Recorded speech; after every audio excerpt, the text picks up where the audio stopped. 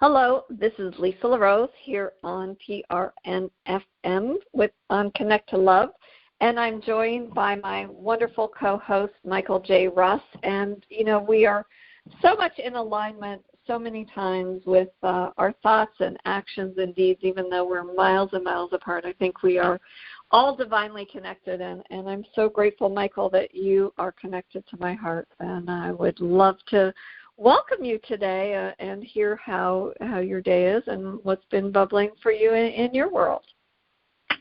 Well, spending, as I told you a little bit ago, spending 3.5 hours driving back and driving rainstorms, and just staying focused on that. And I don't mind it. We've got a new car. I'm like, it's very comfortable. It's great. It rides great, drives great, and I'm.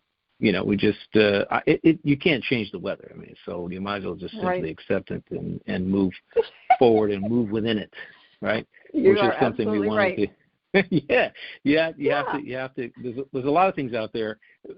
What I find is a lot of people who spend their time in a vehicle or in many circumstances in life simply fighting against something that cannot be changed. Right. And if you want to.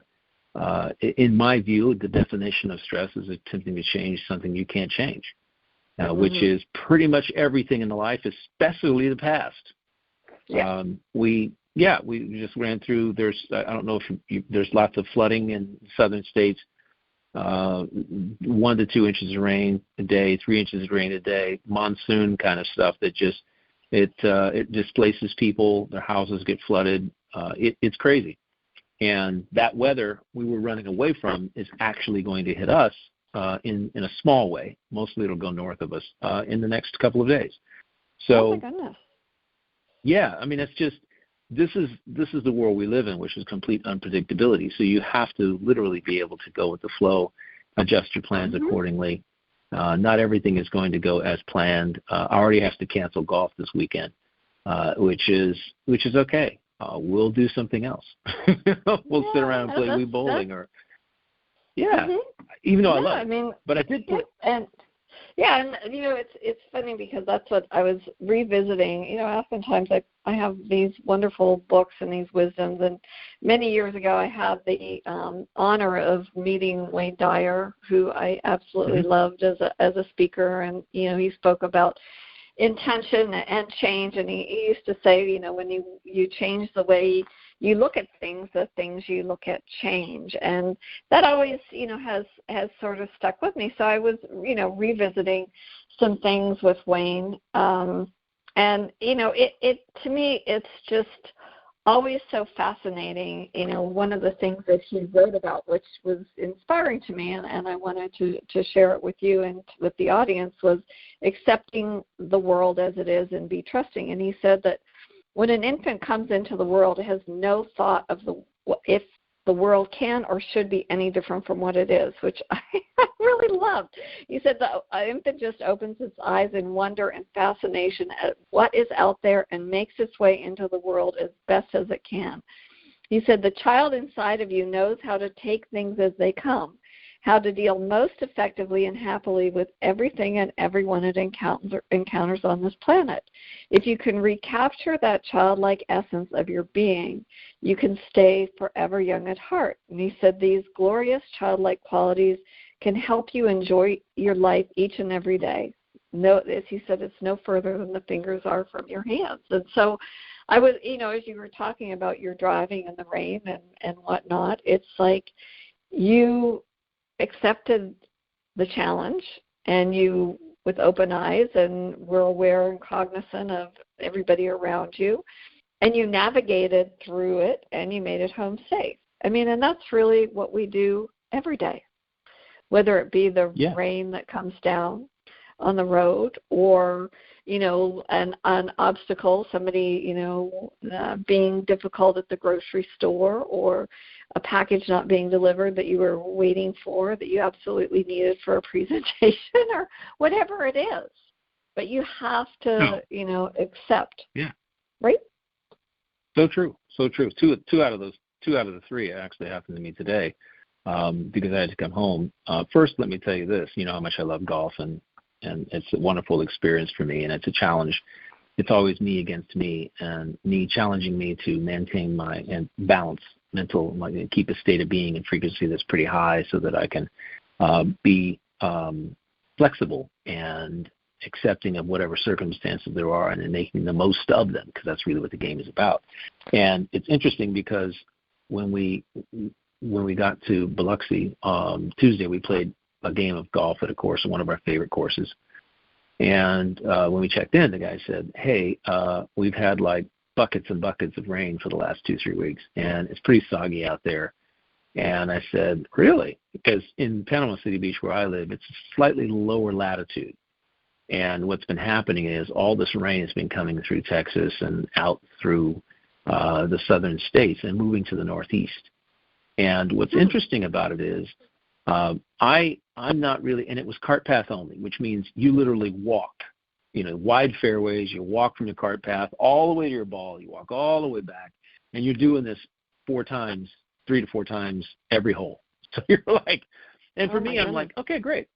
First thing is I get to get some exercise.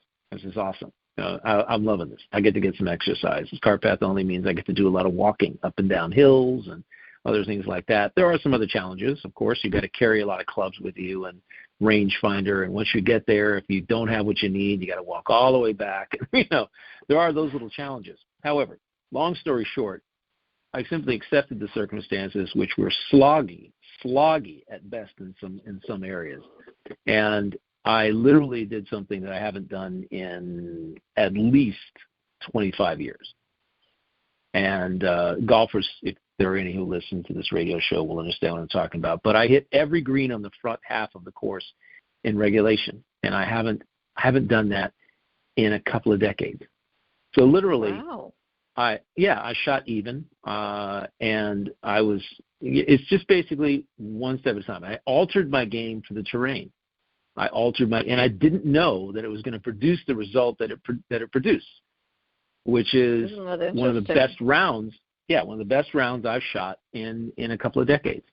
And what I took from this is something I'd like to share with the audience, which is sometimes acceptance of something you see as being adverse can actually end up leading to something better than you expected. The experience could be much better for you than you expected. And that's what I take from this, because that's the way I approached it is, okay, the circumstances aren't what I thought they would be. This is a course that literally is one of the best manicured courses in the area. It's owned by a casino, so they've got plenty of money and great people.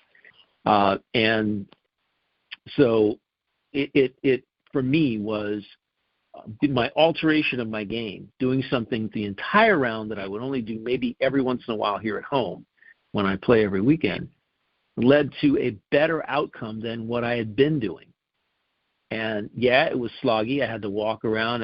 There was the inconvenience of having to walk to wherever you need to go. You couldn't take a cart on the fairways. But that is really the point. It doesn't matter whether it's golf. It doesn't matter whether it's driving. Anything else in life. Acceptance is one of the major keys to shifting, completely altering your state of being. If you have, and a lot of people, unfortunately, and I hope our listeners can understand this, is that when your first inclination is to deny the existence of reality, which is what has changed, it completely shuts down the part of you that actually has now control over your sovereignty and your experience. Because what you're doing then is you're surrendering your sovereignty, your control of your mind, body, and spirit to what you're refusing to accept. You're refusing to accept something. If I were to refuse the conditions of the course and complain about them, and if that was the state of being I approached the game with, it would cause tension, fractured thinking. I would be blaming something outside of me, which now puts it in control of me. And that is the process that we go through when we refuse to accept. We let the event begin to control us and how we think, how we feel, and our experience of it, our reality that we create is dictated by something outside of us. Mm-hmm. That is huge when it comes to you being able to manage your own frequency.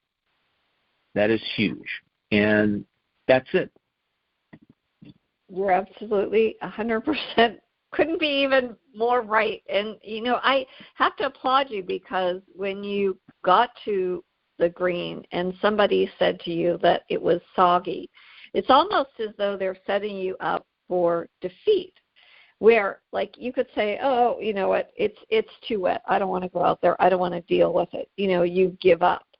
And, mm-hmm. you change your mind about what it is that you want to do. I mean, in life, I think so many times we're presented with an opportunity, and there's just something, it may not be completely perfect. And so we decide, it becomes an excuse as to why we're not going to do something. And I think that when you accept and you say, okay, you know what, I'm going to make the best of this. I'm not sure exactly what this is going to look like. I'm probably going to come home with wet shoes, but I'm going to give it my all. And I really applaud you for that. And I think that if our audience can gain something from that, I mean, I think for me, Deepak Chopra said that acceptance is a superpower. And, you think about strength, wisdom, whatever. Acceptance is absolutely huge. And really, it's a choice that you have to change. When you accept something, it doesn't mean that it's passive and that you're laying down and, somebody's going to walk all over you or whatever it is. I believe that it's a good use of your energy to really explore, instead of, as we talked about in several episodes ago, about life not being a battle, that it being a game. And so you accept, sometimes the rules change. Sometimes, the weather isn't perfect. Sometimes, there's lots of different things that acceptance will make you more adaptable. And for me, I'm a big horoscope girl, and my sign is a Pisces, and my moon sign is a Gemini. So that means and then I have a rising sign of Libra. So it's like I'm 3 signs of duality, all rolled into one little package of fun and adventure. But in this one book that I have, it said that my dark side is that I'm a chameleon, but my illumination is that I'm a chameleon. And it's like okay. Absolutely perfect, because that's exactly what it is.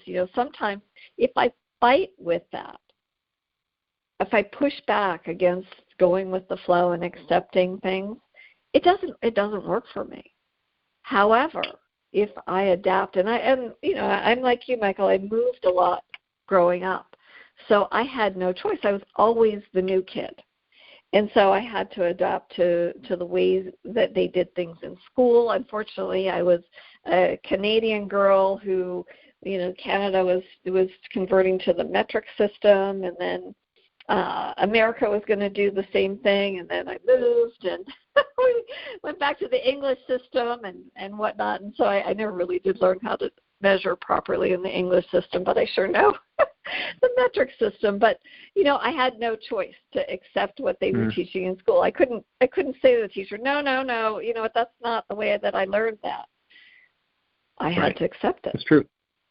Right. And when you accept it, you totally it shifts everything. All of a sudden, all the energy that you were dedicating to it goes to something more positive, which is moving through it, moving past it. Letting it go, letting go of that, and then moving into a positive space, which invites more inspiration and creativity and a lot more energy and your ability to manage your own vibrational frequencies, which is, again, another thing that acceptance allows you to do. Everything is, to me, everything is about controlling my vibrational frequencies, managing them, maintaining them, being aware of them, and what is impacting them. And that's to me is what it's all about. That's my right. I have that right to control the frequency I resonate at any given moment.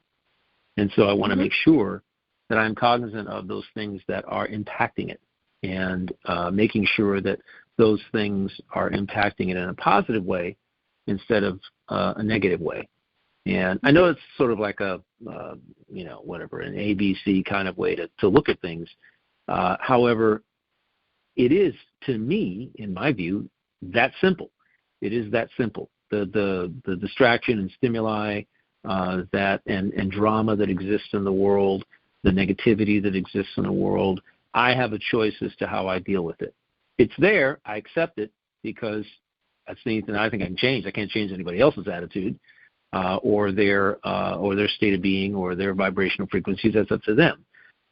However, when they come into my sphere of influence, my world, and they engage with me, I have the right then to control my interaction with them. What I think about it, how much I say, how much interaction there really is. Interesting, I'll tell you this little story. This just happened to me yesterday. Actually, we were in Biloxi, and we went over to this casino because Sandy, my girlfriend, wanted to play some slots, and I was over there just messing around on Keno, just watching people and just wasting some time while she was doing what she wanted to do. And I sat there for about 2 hours. Playing around $20. It was amazing. I'm going, I just want to sit here and enjoy, watch people. I interacted with the server who came and asked me if I wanted anything, and I said, yeah, I'd like some water. And then there was a woman who came to sit 2 machines away, and there was a manager. She was sitting there playing, and there was a manager just beyond her, a woman who had a beautiful smile. And she was talking with one of her employees, engaging, and then they went away, and she looked over my way, and I kind of mouthed, "You have a great smile," and I did the smile thing in my face, right from one end to the other, and she started laughing. And she said, "Thank you," and I wasn't yelling or anything. I was just saying, "You got a beautiful smile." And the woman who was sitting two down from me, she goes, "You know what? You are one amazingly positive person. I like your energy. I like you, and your smile is beautiful. Your whole presence is amazing." And I said, "Yeah." I said, "I'm 64 years now. I've kind of learned how to do that." And she says, "I got you beat. I'm 71.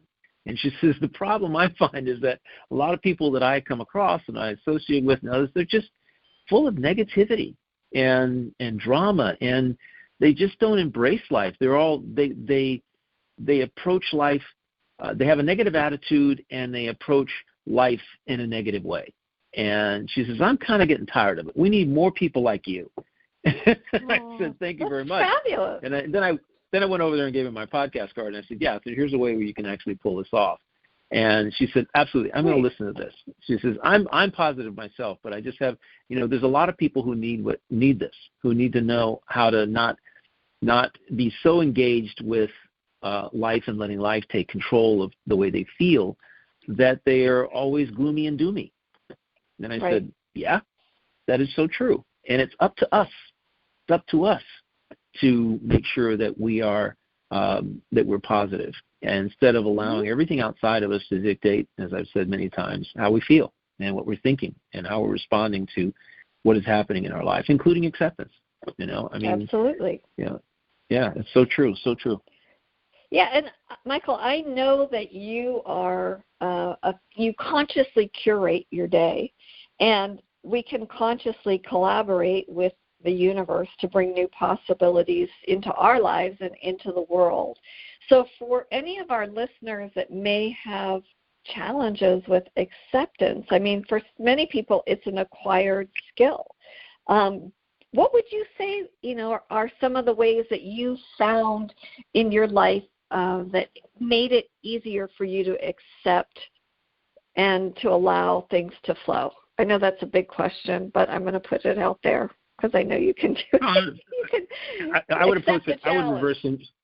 Yeah, I would reverse engineer it. I reverse engineer that, something like that, where I'd say, what does it take to accept something? Well, first and foremost, what are the consequences of not doing it? What consequences are you suffering now from not accepting? You're not able to sleep at night. You're not able to you get frustrated. You're living in the lower frequencies of blame, victimization, because they changed this on me, and I don't have any control over it, and now I'm upset by it, and every little thing they do now, because I've given away my right of sovereignty to control how I feel, I react to everything that's going on. 30 plus years ago, when I found myself in a situation where I was dealing more with what I couldn't control than what I could, and it was kind of an epiphany. And it was a couple of years into a new career, and I said, "Hey, how do I actually get in the car at the end of the day and feel good about myself and what I'm doing? What has to happen for that to occur?" Mm-hmm. And it was really understanding and simply accepting that most of what went on I couldn't control, and it was up to me to accept that fact and then just weave and bob and weave between it. That really mm-hmm. is what I started doing, simply saying, I don't have control over somebody else's negativity, so I'm going to detach myself from it. I'm going to listen if they will come over to my desk or cubicle into my office, whatever, and they start espousing negativity. I'm going to listen. However, I know that they don't want to hear what I have to say. They just want somebody to espouse it to get it off their chest so they can move on. Mm-hmm. And then I would simply let it go in one ear and out the other. I wouldn't invest in it, right? And I decided to stop investing in it. And when I stopped mm-hmm. investing in it, it stopped continuing. It's really, really interesting how that happens. However, that is the result. When somebody comes around, your family member, whatever, and they're complaining, could be your own significant other. Just listening to them and attentively, however, not investing in what they're feeling, it's amazing how quickly it just dissipates, because especially if you're putting out vibrations of love and happiness and joy, you can stand there with a smile and listen and mm-hmm. not get that tightness in the solar plexus because you're feeling like you have to engage with what's happening, with what they're telling you. Biggest mistake. My mother, fabulous as she was, made me aware of that with my second wife 23 years ago. She said, listen, because my ex-wife was like that. She would literally come home and tell me all the stuff that was wrong, all the stuff that happened, and blah blah blah to her, and this and that, and I got so frustrated because to me it was easy to see how to disconnect from it. It was easy for me to mm-hmm. see how she could not feel that way, except she didn't want to hear that. She didn't want to learn from her experience. She just wanted to dump her experience on somebody so she could feel better. There are people who are like that. I was going to say, she probably felt better after she spoke with you and dumped on you, and then you felt drained and exhausted and ready. Because I invested in it. And my mother brilliantly told me a couple of days ago, stop investing in it. Just listen. Just listen and stop investing in it. And it's come to be known to, in my books and my teachings as detached involvement. It's detached involvement. You're involved, but you're detached from the energy that's being put out. You're allowing the energy to stay within their field, and you're not absorbing it into your field. And that is a very, very that's a skill that has a lot of legs. Okay, you can run on that one for a long time. And I apply the same thing to commercials, to stimuli, to notifications, to everything that happens in this universe that we live in now, this digital world, where they're always trying to encroach upon your time and your attention and your energy, your sphere of influence, so to speak.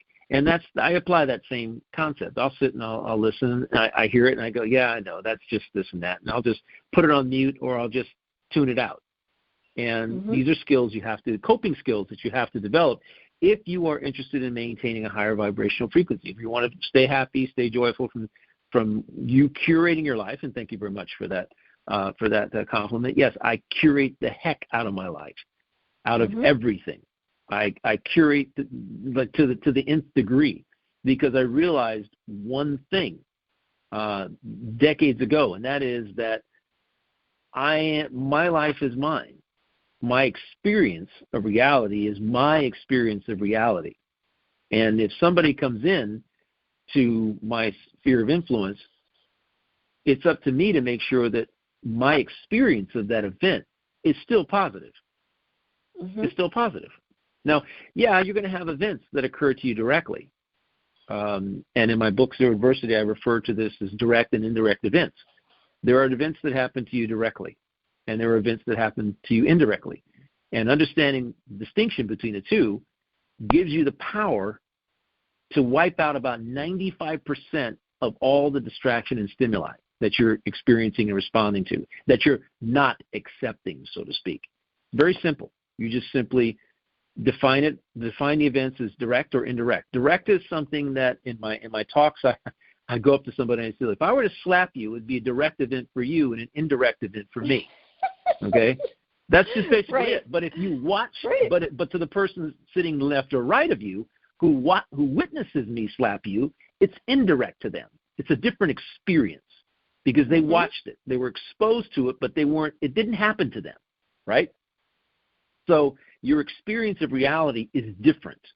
Now, go beyond that and simply say to the person who witnessed it, their experience of reality will be different based on their experiential wisdom up to that point in their life. If they were somebody who experienced that personally, they would have a different experience of reality when it happened to someone else, a different interpretation of the event. If someone to the left of them hadn't, they would have a different experience as well of reality. To them, it might not have been such a big thing because they've never had it happen to them before and they've never seen it happen to anybody. And so to them, it wasn't that big a deal. It'd be easy to let go of. Yet the other person, it acts as a trigger to something that happened to them personally at some point in their lives. And you have to really be cognizant of that fact that you have certain things within your subconscious that you've experienced in life, certain traumas, and you have the inclination to maybe without your knowledge, so suddenly have triggers occur. So I'm simply saying that we all control our reality, our interpretation of what we experience. And in my view, based on my experiential wisdom, 95% of what you experience on a daily basis is not happening to you directly. It's happening to somebody else, somewhere else in the world, right? And so we can control what goes on with us if we just simply start to tune out and filter and tune out that 95%. Because if you're investing in that 95%, you're going to be very exhausted, very overwhelmed, very tired, and also operating at a very low frequency because of everything you're absorbing, all that negativity. So that's how I look at it. I hope that kind of satisfies your explanation. Oh no, that's a fantastic explanation, and I, as you were speaking, Michael, it reminded me of this week I have been practicing Ho'oponopono, and it's about what you do for yourself. It has nothing to do with trying to fix anybody else. And several episodes ago, we talked about Tim Freak, the stand-up philosopher, and one of the things that he said that I have written on my desk is be conscious of what you are to bring forth what you can become. And I have been reminding myself of that because, little things, I self-correct all the time. I look at, different things. What can I do different? How can I be better? How can I be more present? It's very easy, as you said, there's so many distractions that when you're sitting down talking to somebody, thinking about your shopping list or the other things that you have to do and not really being fully present. Because I've consciously trying to become more fully present and more active in my life, and when you're probably in your teens or your 20s, you're pretty self-absorbed, and you kind of you get to a certain point in your life and you think, okay, well, I'm done with getting all this stuff that I don't really need. Now I got to get rid of it, pass it on to somebody else, and really, what is it that I want to create for the rest of my time here on this planet? And I've been, doing a lot of self-reflection, and one of them, and it's revisiting the things, what is it that I want to be in? And, one of the things that I had come across through Tim was that I really wanted to be a lover of life. And I just, that really spoke to me. And a lot of that has to do, again, with acceptance. What is it, just being. When I was a little kid, my mom used to say that I didn't need to be entertained, that I was just very happy with myself, just sitting there. No matter what it was that I was doing, I was just very content. And I love alone time with just me. I don't get very much of it. But when I do, and so it's sort of one of the things that I've kind of been like aspiring to. You think, okay, well, you go to college, you aspire to a degree, you aspire to a career, you've achieved all of these things, and now, I'm discovering new things. I'm discovering new opportunities, and as you said, you have these things, and part of it, is like, the more I've really try to create more goodness, as you did. You are in a casino, which is very challenging energy. I always have difficulty in a casino, and to find that bright light, to find that spark, and then you saw it in somebody else, but then somebody saw it in you. I mean, how beautiful is that? That to me is what it's all about. Lovely. Yeah, lovely.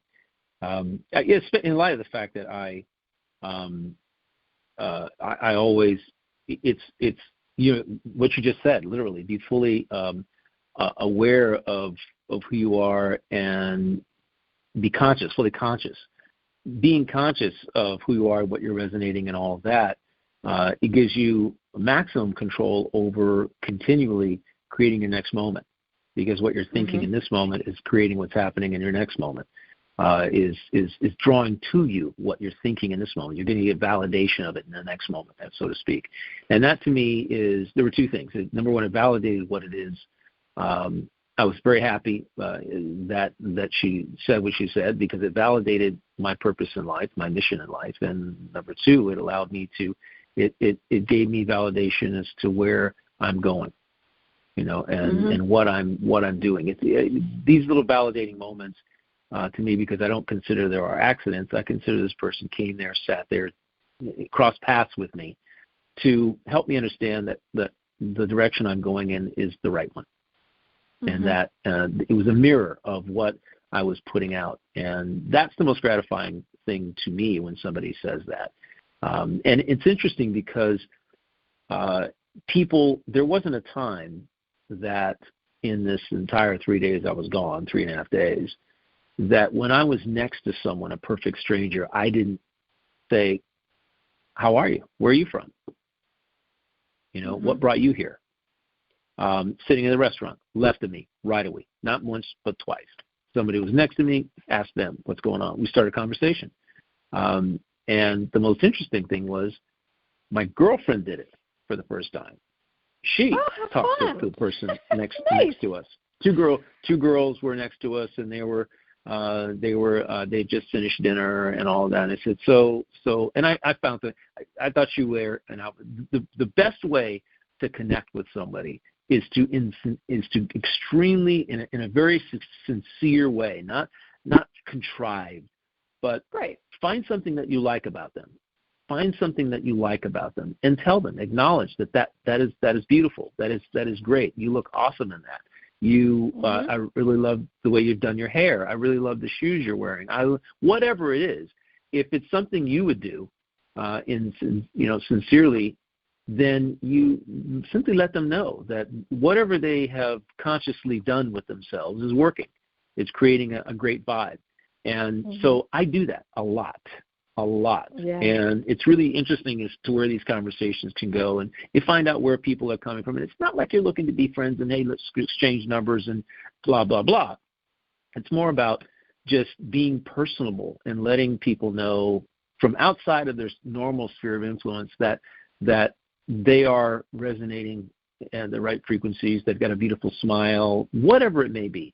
And I love doing that. And if we all did that a lot more, this world would be completely different. I'm not interested in their politics. I'm not interested in the factual situation about the latitude and longitude of where they live. I could care less. Those are just facts. They're facts that really don't mean anything. They don't tell me anything about their soul. They tell me anything about how they feel in that moment, which is the second thing I tell people is that the quickly as possible, ask people how they feel about something. How do you feel about being here? Are you on vacation? Yeah, how do you feel about being on vacation? They will tell you things after that sentence that have nothing to do with facts. And that's what I want to know about people. I want to know how they feel about life, how they feel about themselves, how they feel about where they are. They will open up and they will tell you.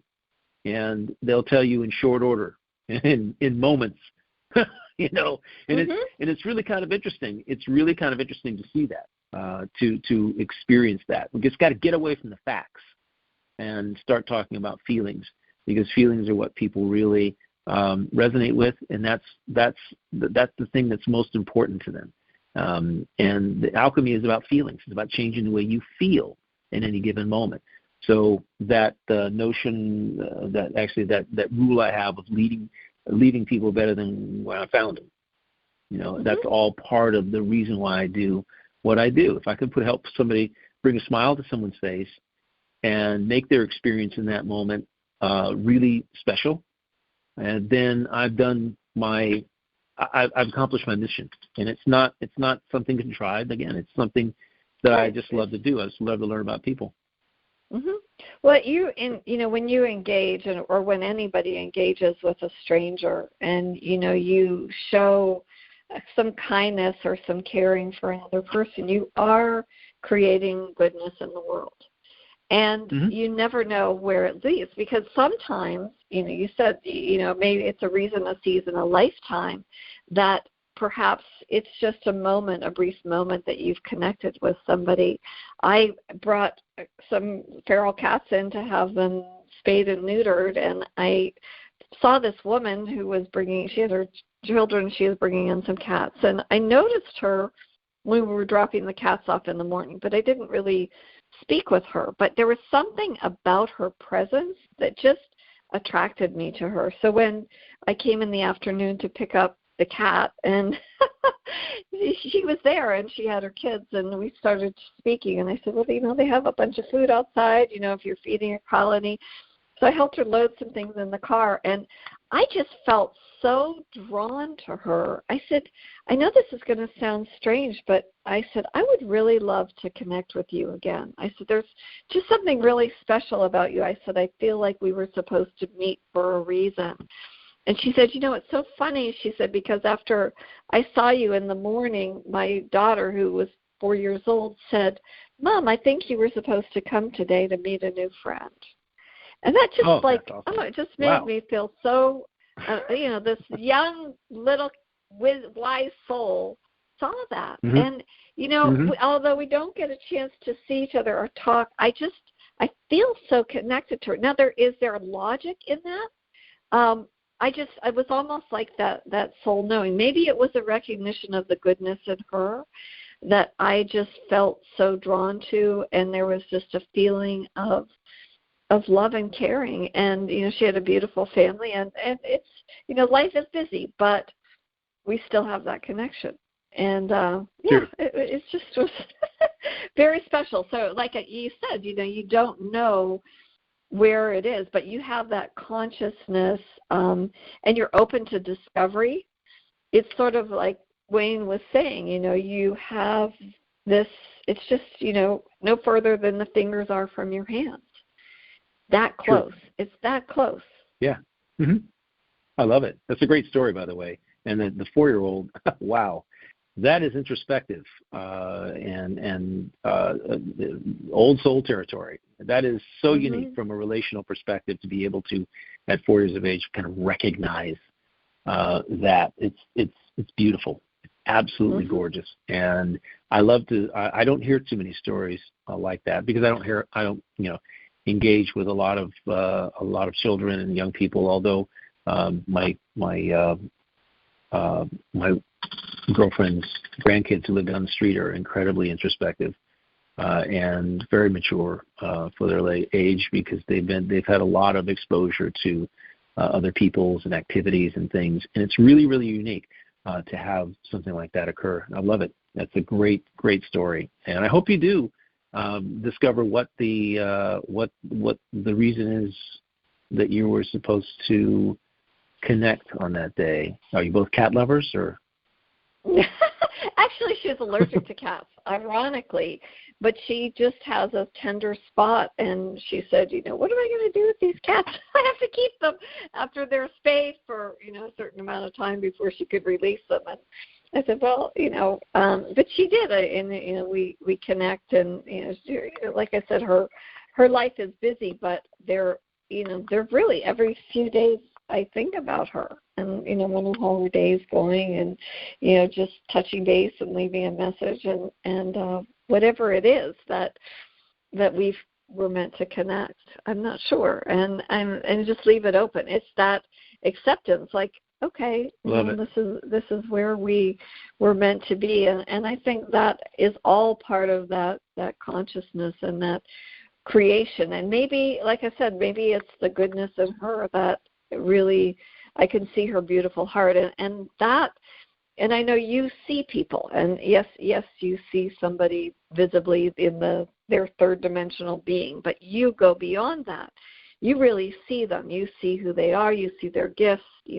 Like you said, you are looking for those treasures within somebody's, and you bring that forth. And maybe it's the kind words that you've said to somebody that really make their day. Because you never know when that person is having a bad day. Yeah, that is true. You never know. What's interesting is that you never really know why you're there. And most of the time, people are just oblivious to the people that are around them, and their suffering is self-induced because of what's going on in their life and the way that they're interpreting what's happening in their life. And I always love to give people another side of things, help people see another side to what's going on, because it's easy to become myopically focused on some thing in particular and have that outside thing influence, literally dictate how you feel day in and day out.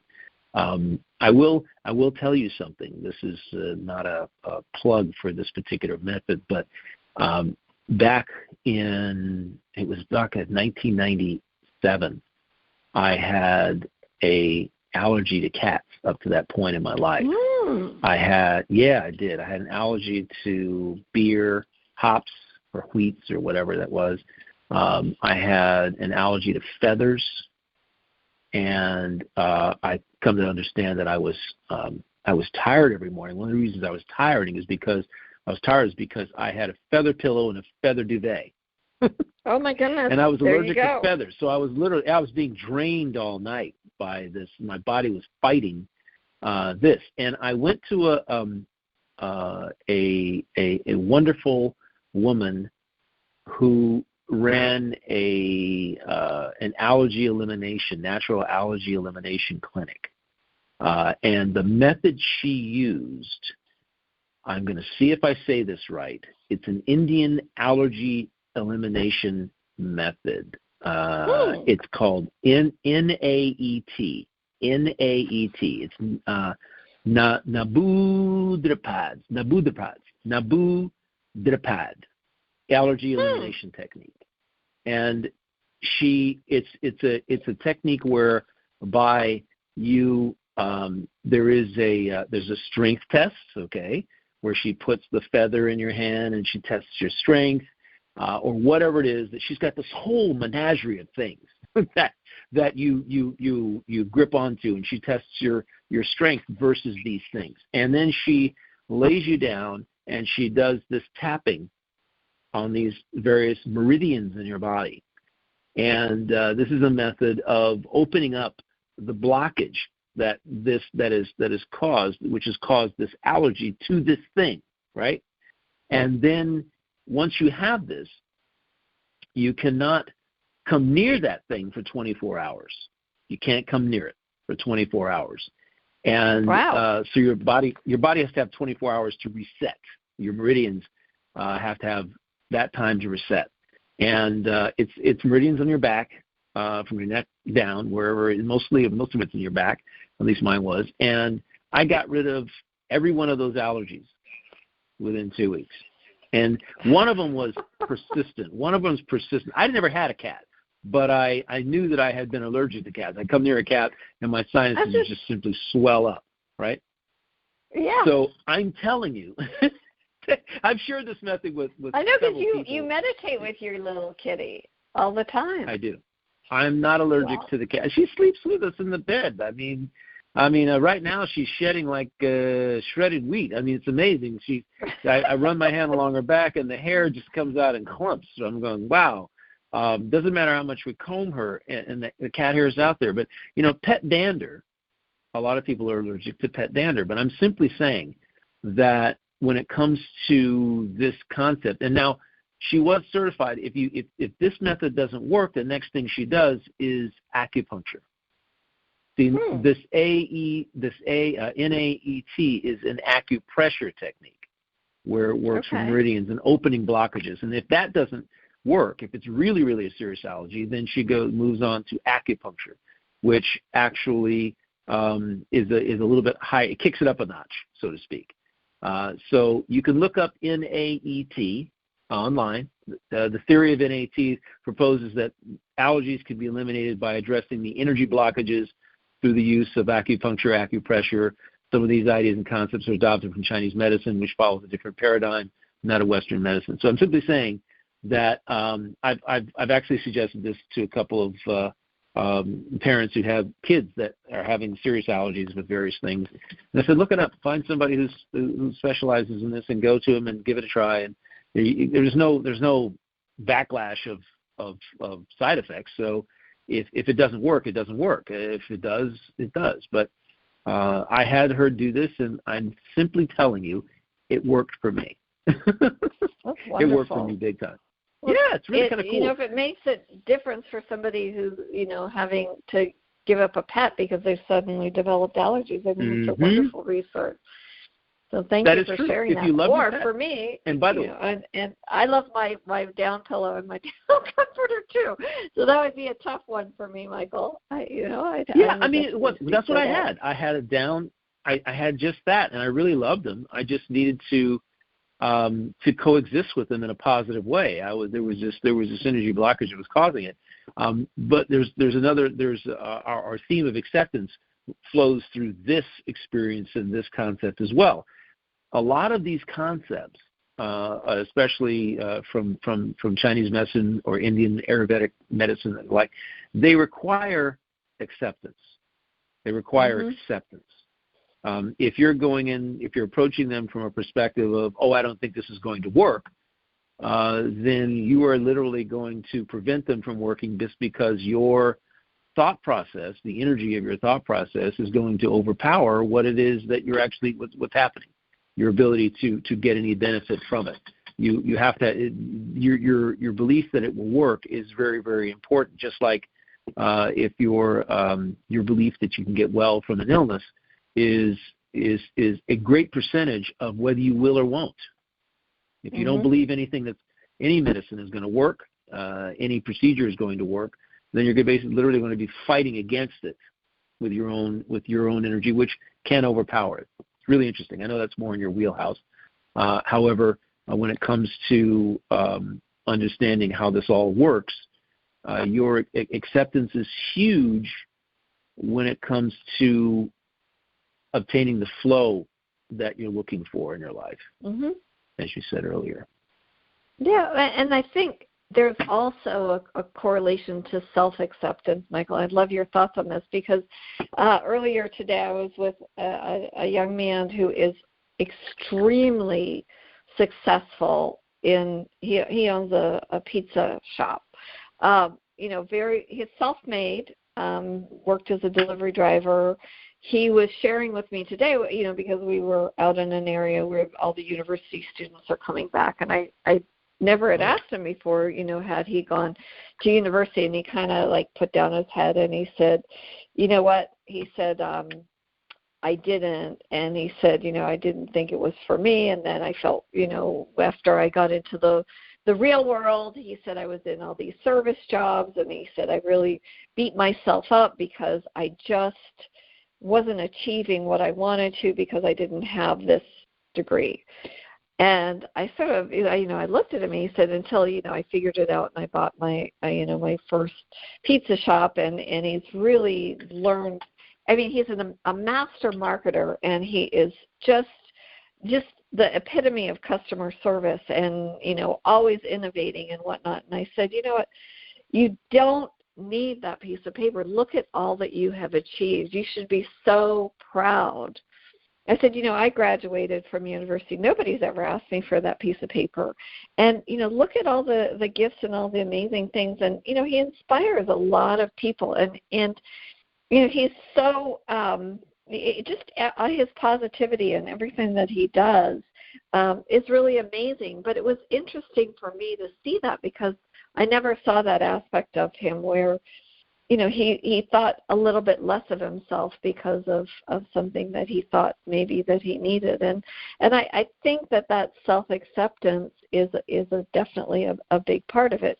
Acceptance of what comes your way, but also acceptance of, every little step, every little piece in your puzzle of your life is a stepping stone. And my journey is not the same as your journey, Michael, and we've come together. We each have different gifts, and thank goodness we don't all have the same gifts because life would be so boring.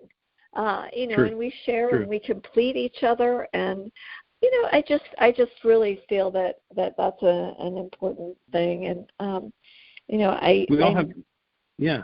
Go ahead, please. I'll chime in simply to say this. I don't have a college degree. I left in about 2 3/4 years. 2 3/4 years of college, I left. I found that for me in my life, I'd had the equivalence of a PhD in meeting people, making friends over and over again, traveling around the world, seeing more history than anybody who's read about in a book could ever possibly experience in their lifetime in one place by living in one town. Where it came to, the 7 wonders of the world, I'd touched 3 of them, And so That's when you're incredible.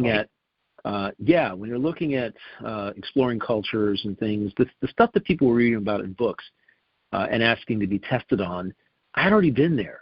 I'd done those things. I'd been at the top of the Acropolis in Greece. I was familiar with Greek and Turkish relations and the cultures and the Greco-Roman cultures in those times and European history. And I'd seen most of the stuff in museums that they were reading in books and when I was in high school, and then in college in European history. You're looking at this, that painting, yeah, I saw that in XYZ museum, back when I was 12, So, and you have an appreciation for things that's completely different. The thought virus that your friend had, I also had. Because my mother had told me, you need to finish college in order to be successful in life, and which equated to you're never going to really be successful if you don't have a college degree. And so the thought virus, and that's exactly what that is. That self-acceptance or lack thereof is driven by a thought virus that is a societal norm. College isn't for everyone. And this gentleman had other amazing value in his own life and successes that he'd have. And I tell people more than anything else that look at the successes you've had in life and build on those successes. That's really nothing outside of you defines who you are. You define who you are at all times. And the moment you start allowing something outside of you to define who you are is, again, another moment where you give away your sovereignty, where you allow something outside of you to control how you feel. And I don't care who that's coming from. There are a lot of people. I'm in the camp that not everybody should go to college. I'm in the camp that people should discover their true gifts and talents and work in that direction and pursue. I couldn't agree more. Yeah, because literally that is what makes you happy. That is what gives meaning to your life. Being of service to humanity is through your talents and gifts.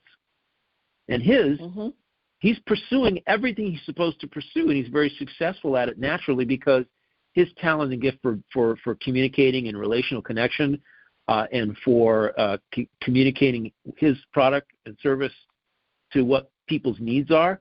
That is, you let me tell you, my sister's got a marketing degree. Okay, she finished college. My brother's got a theatrical arts degree. Nobody ever came to them, and like you said, and said, yeah, we want to hire as an actor, but do you have that piece of paper that says you got a bachelor arts degree and exactly. whatever? You know, we want it. We want it. And then to say, you know what? Nobody cares. It's almost like grade point average. Yeah. It's only important until you graduate. Then nobody cares. Yep, nobody. Nobody cares. I shared with this young man that my grandfather, my Norwegian grandfather, he grew up. My great grandparents came from Norway. They broke the land, So as kids, they were on the farm, and because he was needed, he didn't even make it to 8th grade. But it didn't stop him. During the war, he became a mechanic, and then after the war, he had a good friend, and they said, well, let's try to start a business. And they started a little glass business where they replaced windshields and put in windows and things like that, and it grew into a huge business called Trans-Canada Glass. And when he, one of the things I think that built his business, he was known as Johnny on the spot, because my grandfather, John, he loved people, and he knew people he loved, he welcomed them in. He was always, going that extra mile, and it made him happy, and people liked dealing with him. And that was really what built the success of his business. And when he retired and, decided to sell his business, he just couldn't stand it. And at 80, he started another business because he missed that interaction. And but he never let the fact that he never finished even middle school stop him from achieving what he wanted in his life. And, he really liked himself. He not in an egoistic way, but he was confident, in who he was, and he accepted, these were the things, this is the way, life on the farm was difficult, and then the war came, and, he never let it stop him from achieving something and making a difference in people's lives. And it was awesome. Great to be able to have that as a role model.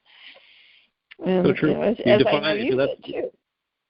Didn't let anything outside of him define who he was or what he was going to be, and that there's empowerment in that. And not only empowerment, that concept of not allowing something outside to define you is what empowers you through the challenging times in your life, the times when you have a failure. What keeps you moving in that direction? It keeps you focused on, how can I do better next time? How can I succeed at this when I didn't succeed at this time? It's the commitment, and that's another conversation of knowing your why. Right. A lot of people I know don't even know why they're doing what they're doing. They're just doing it because there's a paycheck involved and it pays the bills. And I'm like, what a way to live! What a way to engage with life. And it's the reason why, if you do that for 20 years, you're wondering, is this all there is?